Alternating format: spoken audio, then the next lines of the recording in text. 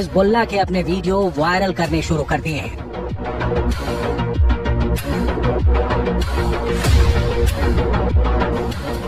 Hezbollah के इस video में बताया जा रहा है कि वो इजराइल पर हमले के लिए तैयार है।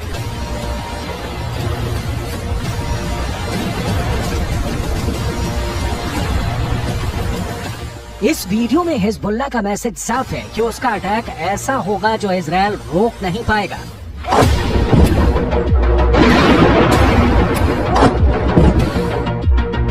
इस वीडियो में हिजबुल्लाह का मिलिशिया कमांडो ऑपरेशन की तरफ इशारा कर रहा है।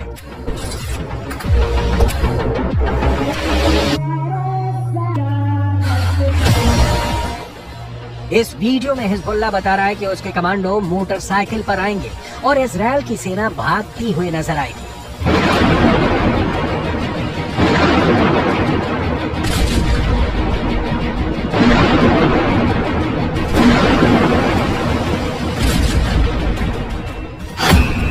हिजबुल्लाह ने इजराइल को भी धमकी दी है। हिजबुल्लाह ने अमेरिका को भी बता दिया है कि वो समंदर में उसका जंगी बेड़ा डुबो देगा। क्या ऐसा मुमकिन है? हिजबुल्लाह की इस चेतावनी को इजराइल में बहुत गंभीरता से लिया जा रहा है। हिजबुल्लाह कैसे युद्ध लड़ता है ये इजराइल पहले भी देख चुका है। इस बार गाजा को बचाने के लिए हिजबुल्लाह इजराइल से लड़ना चाहता है और इस बात को लेकर इजराइल से ज्यादा अमेरिका बेचैन हो गया है। ये दोनों देश हिजबुल्लाह को आतंकवादी गुट मानते हैं, जबकि रूस, चीन, कतर, ईरान और भारत भी हिजबुल्लाह को आतंकी संगठन नहीं मानते। संयुक्त राष्ट्र भी हिजबुल्लाह को सिर्फ एक मिलिशिया मानता है, लेकिन हिजबुल्लाह की नई धमकियों के बाद कई सवाल उठे हैं।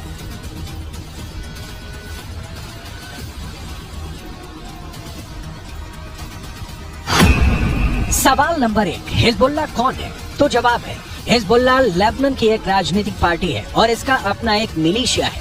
सवाल नंबर 2, हिजबुल्लाह की ताकत क्या है? तो जवाब है हिजबुल्लाह के पास 1000 लड़ाके हैं, जो लेबनान की आर्मी से भी खतरनाक फोर्स मानी जाती है। सवाल नंबर 3, हिजबुल्लाह क्यों इजराइल और अमेरिका को धमकाता है? लेबनान में हिजबुल्लाह संगठन को खड़ा करने वाला है ईरान, और ईरान अमेरिका और इजराइल का सबसे बड़ा दुश्मन कहा जाता है। सवाल नंबर 4, हिजबुल्लाह को इजराइल क्यों इतना बड़ा खतरा मानता है? हिजबुल्लाह ने रूस की फौज के साथ मिलकर सीरिया से आईसिस को पूरी तरह खत्म कर दिया। हिजबुल्लाह ने ईरान के ऑर्डर पर सीरिया में युद्ध लड़ा और अब वहां तैनात है। सवाल नंबर 5, क्या हिजबुल्लाह इजराइल को हरा सकता है? हिजबुल्लाह 2006 में इजराइल के खिलाफ युद्ध लड़ चुका है। 34 दिनों तक चले इस युद्ध में इजराइल को सीज फायर के बाद लेबनान से पीछे हटना पड़ा था।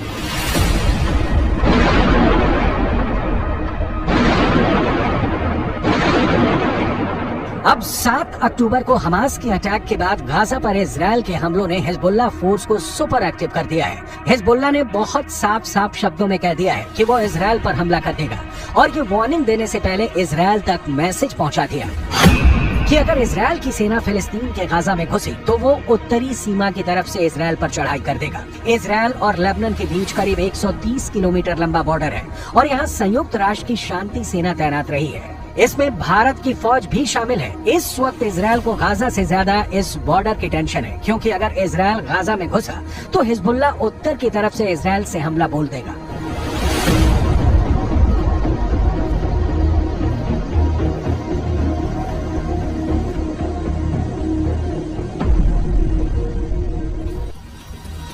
हमास और इजराइल की सेना एक दूसरे के खिलाफ कितनी ताकत रखती है और क्या हिजबुल्लाह वाकई इजराइल के लिए ऐसे हालात पैदा कर सकता है कि वो उसे हरा दे? इसे समझने के लिए आपको हिजबुल्लाह की उस चेतावनी को समझना पड़ेगा जो उसने अमेरिका को दी है, क्योंकि अमेरिका ने अपनी नौसेना का कैरियर बैटल ग्रुप भूमध्य सागर में पहुंचा दिया है। अमेरिका का ये बेड़ा, जिसमें फोर्ड कैरियर के अलावा 5 बहुत ही खतरनाक डिस्ट्रॉयर है, इन सब में हर तरह की 1000 से ज्यादा मिसाइल किसी भी वक्त हमले के लिए तैयार है। कोई दुश्मन नहीं चाहेगा कि उसके सामने ऐसी चुनौती खड़ी हो जाए।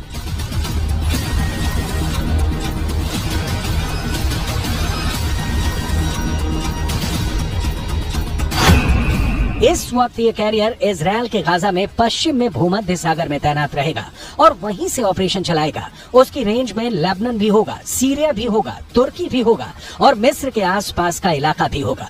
यहीं से ये इजराइल के एयर स्पेस को सुरक्षित रखेगा और हमला भी कर सकता है।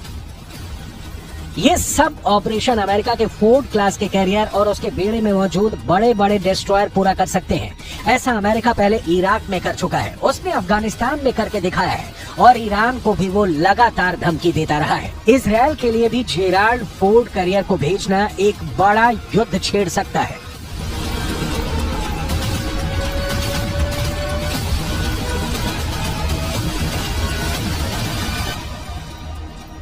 यही भरोसा अमेरिका अब इजराइल को दिलाना चाहता है कि समंदर से ऑपरेशन चलाकर अमेरिका सीरिया पर भी बमबारी कर सकता है, लेबनान के बॉर्डर को भी सैनिटाइज कर सकता है। लेकिन लेबनान में हिजबुल्लाह को अब ईरान से ऐसी मिसाइल मिल चुकी है जो अमेरिका के इन विशालकाय जहाज को पल भर में डुबो सकती है।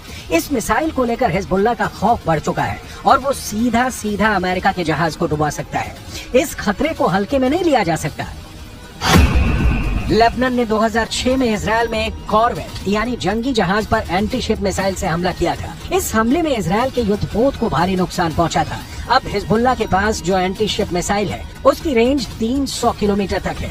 इसलिए लेबनान या इजराइल से ये फासला बनाना अमेरिका के लिए जरूरी हो जाएगा।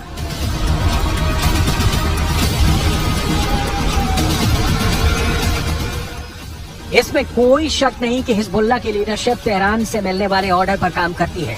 इसलिए सवाल ये भी कि क्या ईरान चाहता है कि हिजबुल्लाह इजराइल पर अटैक कर दे। ईरान ये भी बहुत अच्छी तरह से जानता है कि इस वक्त इजराइल बेहद कमजोर है या फिर अमेरिका की शक्ल में उसे नई ताकत फिर से मिल गई है।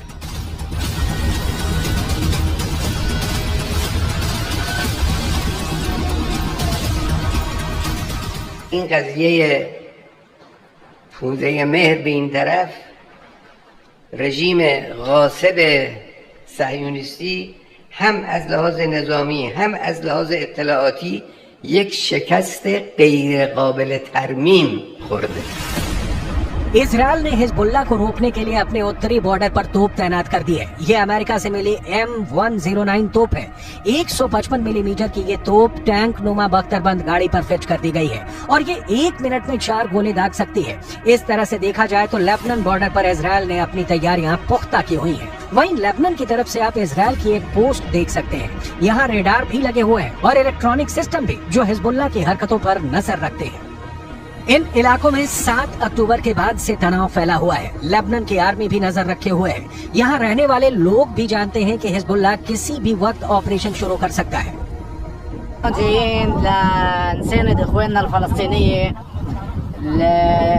بمناسبه العمليه اللي عملوها، عمليه من 73 بعتقد انه ما صار مثلها وما في خسائر بهيدي الكميه اللي صارت، ولحد هلا الشباب الله يقويهم بعدهم صامدين وبعدهم بيقاتلوا بالمستوطنات والله يقويهم ان شاء الله نحن اي شيء بجانبهم।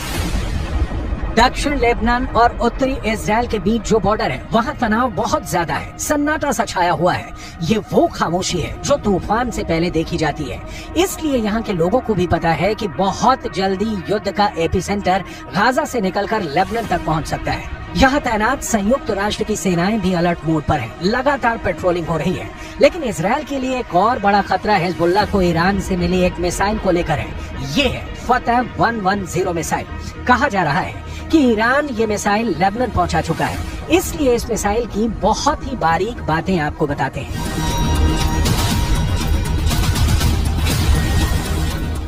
ईरान की ये मिसाइल 300 किलोमीटर तक हमला कर सकती है और ये अपने टारगेट के 3 मीटर के दायरे में गिरती है। एक बैलिस्टिक मिसाइल का इतना सटीक होना बहुत बड़ी बात है और यही बात इजराइल के लिए खतरा है।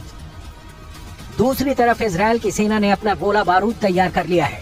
तोपों से जो गोले फायर किए जाएंगे वो पहले से ही रेडी मोड पर रखे गए हैं। इजराइल की रिजर्व फोर्स भी आसपास के इलाकों में तैनात की जा रही है। ये हमवी गाड़ियां हैं जो लगातार यहाँ तक फौज को पहुँचाने में लगी हुई हैं। 2006 के बाद इस बॉर्डर पर इससे ज्यादा तनाव नहीं देखा गया है और अब हिजबुल्लाह की वार्निंग के बाद सबकी नजर ईरान पर भी है और उसके एक दोस्त सीरिया पर भी है। इजराइल ने गोलान की पहाड़ियों पर भी टैंक पहुंचा दिए हैं। ये जगह सीरिया का हिस्सा थी, लेकिन 1967 में युद्ध के बाद इजराइल ने सीरिया के इस हिस्से को अपने में मिला लिया और तभी से ये इलाका इजराइल के कंट्रोल में है। देखा जाए तो इस वक्त पूरे पश्चिम एशिया में युद्ध की चिंगारी पहुंच चुकी है। इजराइल से लेकर गाजा और गाजा से निकली ये आग अब लेबनान पहुंच चुकी है। चिंगारी सीरिया और ईरान में भी नजर आ रही है।